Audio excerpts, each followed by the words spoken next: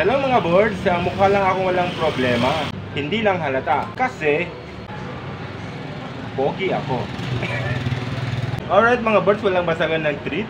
Ang video natin ngayon ay sasagutin natin yung comment ng isang subscriber natin kung paano daw maglagay mga boards ng varnish sa stator natin. Okay? So ito yung stator natin mga boards. Kare-rewind ko lang ito. Malambot pa to. Ayan, kasi hindi pa natin ito nalagyan ng varnish. So ganito ako maglagay ng varnish.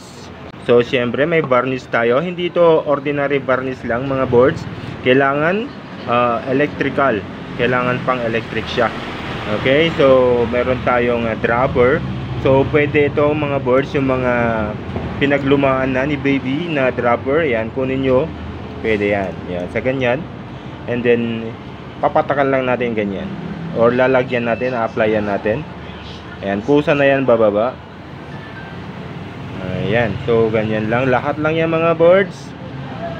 Hindi yung tulad ng ibang naglalagay ay binubuhusan nila. Ayan, makalat yun mga boards pagka ganun. Kailangan ganito, malinis. Okay. Okay, pagka nalagyan mo na yan, pwede mo nang baliktarin.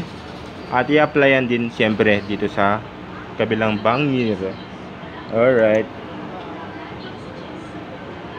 Ayan mga boards, kapag bago ka pa lang sa channel natin at hindi ka pa nakasubscribe, please subscribe at palike na din tong video natin kung nagustuhan mo.